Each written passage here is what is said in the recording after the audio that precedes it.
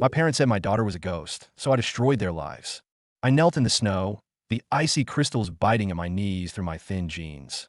My breath plumed in the frigid air, a fleeting cloud of warmth in a world that had gone cold. In my gloved hands, I held a pen, and on the hood of my car, I signed the document that would formally sever my daughter from the people who swore she wasn't theirs. This legal paper, a no-contact order, was the final nail in a coffin I had been forced to build.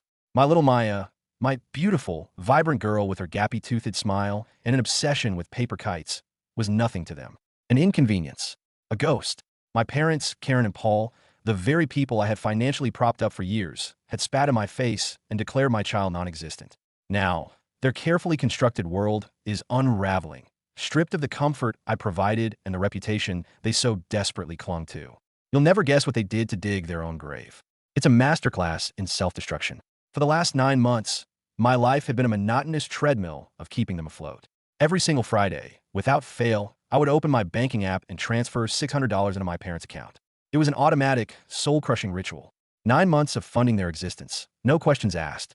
Their mortgage payments, their weekly grocery hauls filled with artisanal cheeses and craft coffee, their endless stream of takeout orders, their myriad of streaming subscriptions. I covered all. With each transfer, I watched my own bank balance shrink, my dreams for Maya becoming fainter and more distant.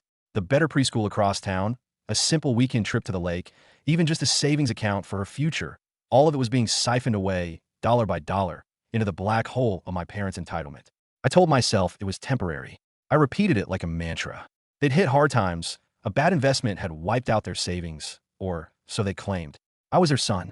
It was my duty to step up. But stepping up is a noble, clean concept. It doesn't begin to explain the quiet, insidious cruelty they directed at Maya. It doesn't explain the emotional void where a grandparent's love should have been. From the day I brought her home from the hospital, a tiny, squirming bundle wrapped in an itchy hospital-issued shawl, they treated her like an apparition. My ex, her mother, had bailed before Maya even took her first breath, leaving me with a terrifying, all-consuming love for this little person who depended on me for everything. I had hoped, naively, that my parents would rally around us, that the sight of their first grandchild would crack open their hardened exteriors. Instead, they built their walls higher. I remember placing Maya in my mother's arms for the first time.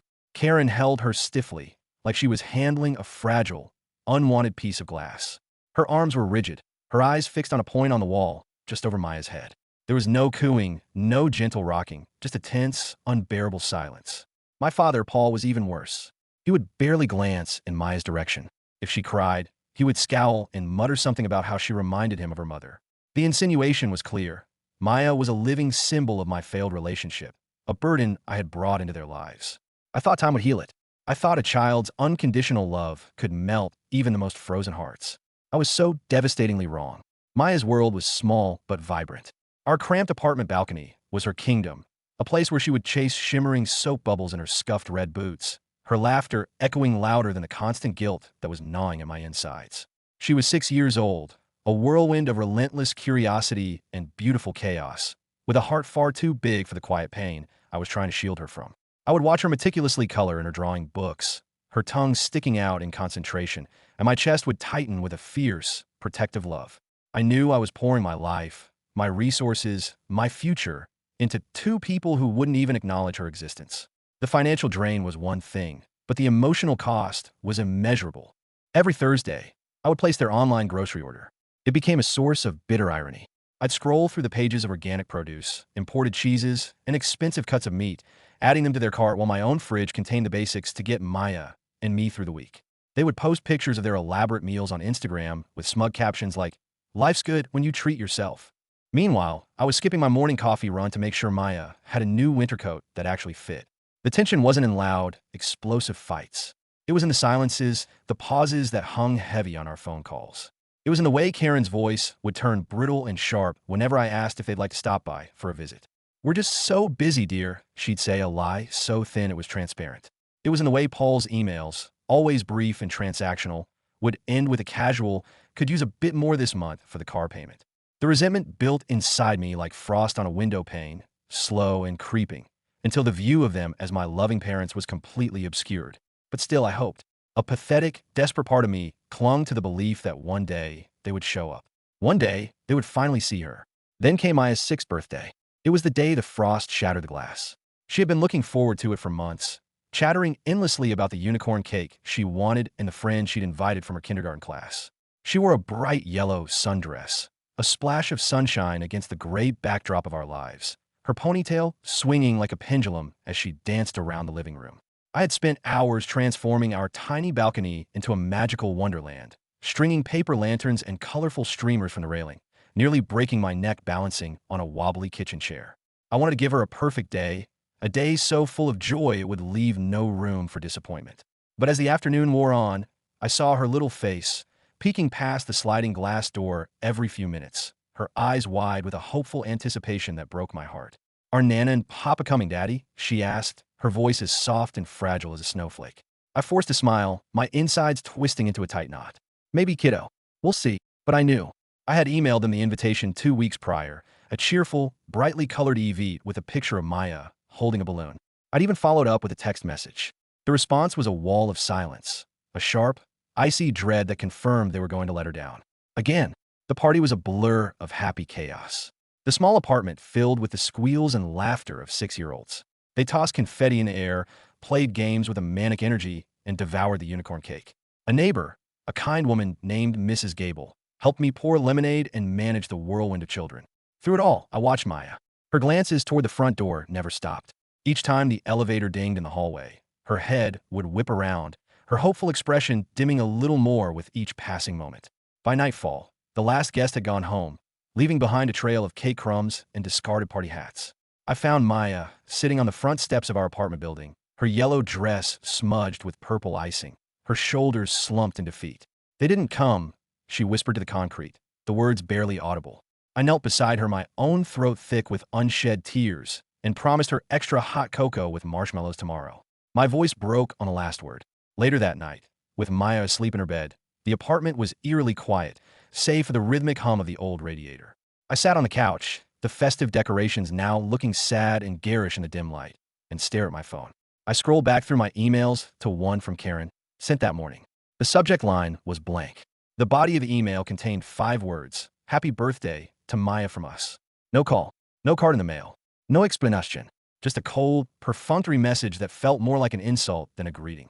A white-hot rage, an emotion I'd suppressed for months, began to bubble up inside me. My fingers were shaking as I dialed Paul's number. He answered on the 3rd ring, his tone sharp and irritated, as if I'd interrupted his favorite TV show. "Why didn't you come?" I asked, my voice barely a whisper. There was a pause, a beat of silence that stretched for an eternity. Then, he delivered the words that would detonate my world. His voice was flat, devoid of any emotion, as if he were stating a simple, unchangeable fact. "Your daughter doesn't exist to us." The line went dead. I sat there, the phone still pressed to my ear, the dial tone buzzing like a swarm of angry hornets. My heart was slamming against my ribs, a frantic, panicked bird trapped in a cage. "My daughter doesn't exist to us." The words echoed in the silent apartment, a declaration of war. I stared at the phone screen, my vision blurring. Then, with a clarity that was terrifying in its intensity, I opened my banking app. I navigated to the recurring payments section. My thumb hovered over the cancel button for a second before I pressed it with a savage finality. One swipe, and it was done. Every scheduled payment, every last dollar I had bled for them, was gone. But that wasn't the end of it. It was just the beginning of their spectacular implosion. An hour after I had cut the financial cord, my phone pinged with a new email from Karen. "Can you send some money for takeout?" "Paul and Thrais Boda." I let out a laugh, a jagged, hollow sound that echoed in the empty room. They hadn't even noticed.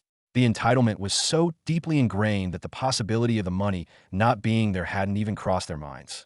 I ignored the email. 3 days later, another one arrived. This time, her tone was syrupy sweet, the kind she used when she wanted something big. "Where's the cash, sweetheart? The mortgage is due." My reply was short and to the point. "It's over, Mom. No more money. No more anything." She replied almost instantly, a single, condescending chuckle in text form. "You'll be back," she wrote. "You always are." I wasn't. By the following Tuesday, the first real crack in their foundation appeared. I got a call from their property manager, a man I'd spoken to a few times to arrange payments. His voice was cautious, almost apologetic. "Hey, just calling because the mortgage payment is late. You've always been so solid, so I just thought I'd check in and see if there was an issue." I cut him off. "You'll need to deal with them directly," I said, my voice cold and firm. "I'm no longer involved." The silence on the other end of the line was heavy. He sensed the finality in my tone, the unbridgeable chasm that had opened up. That night, Another email from Karen, this one dripping with venom. You're just going to leave us to starve? Real nice son you turn out to be. I blocked her email address. Then came the Instagram DM. They had an old, shared account I had forgotten about. It was a long, venomous screed, a torrent of blame and vitriol. They call Maya a problem. They accused me of using my single dad sob story to guilt them. They claimed they had never wanted her in their lives, that she was a constant reminder of my failures.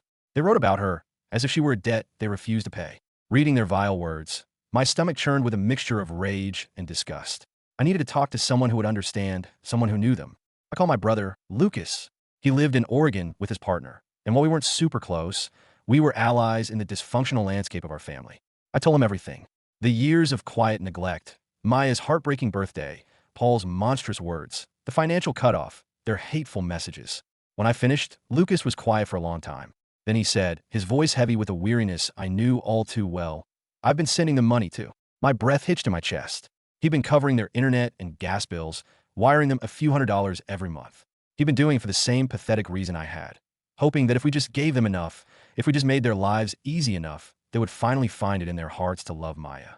They won't, he said, his voice cracking with a shared, bitter realization. They never will. The next morning, my phone rang. It was a new number, but I knew who it was. I answered to a wall of sound. Karen, sobbing and screaming hysterically. Lucas had called him right after we'd hung up. He had told them he was done, that not another penny would be coming from him. You turned him against us, she shrieked, her voice a raw, ragged thing. You've ruined everything. I hung up, my hand trembling, a fire of righteous anger burning in my chest. But Lucas wasn't finished. He went on the offensive. He took screenshots of their hateful DMs about Maya and sent them to our entire extended family. Cousins, aunts, uncles, even a few of Karen's close friends from her book club. He laid it all bare. Their calculated erasure of their granddaughter. The way they had financially exploited both of their sons. The sheer coldness of their betrayal. The family group chat, usually a dormant space for sharing birthday wishes and vacation photos, exploded. Relatives who had always stayed silent, who had probably noticed the strange distance but hadn't wanted to get involved, started asking questions. A cousin of mine commented under one of Paul's recent Instagram posts, a picture of him smiling on a golf course. You don't deserve that beautiful little girl. Their carefully curated image was beginning to crack. Their frantic calls to Lucas went straight to voicemail. In a move of sheer desperation, they drove to his partner's parents' house, a place they had only been to once, and showed up uninvited. Lucas sent me the grainy security footage. It showed them on the doorstep, looking haggard and lost, like two shipwrecked sailors clinging to a piece of driftwood. Their desperation was raw, but it was about to get so much uglier. A week later, I got a message from my cousin Nora. Have you seen their video? I hadn't. With a sense of dread, I opened Instagram, and there it was. A 15-minute live stream video posted to their page with the title, The Truth About Our Ungrateful Son. My blood ran cold. Karen was sitting on their cluttered couch, her mascara streaked down her face in a parody of grief. Paul stood beside her, his face a grim mask, holding up a framed photo of Maya from her birthday party, her face glowing with joy under the paper lanterns. This child is not our family, Paul said, his voice flat and dead. And that's final. Then Karen chimed in, weaving a fantastical tale of how I had forced money on them, how I had used my daughter as a pawn to manipulate them and the rest of the family. Their lies were so polished, so practiced, it was like watching two strangers, two sociopaths performing for an audience. The comment section under the video was a war zone. A few of their older, out-of-touch friends bought their story, offering sympathetic emojis and messages of support. But the vast majority of people saw through the pathetic performance. This is deranged, one person wrote. Get some professional help, said another. The fallout was immediate and catastrophic.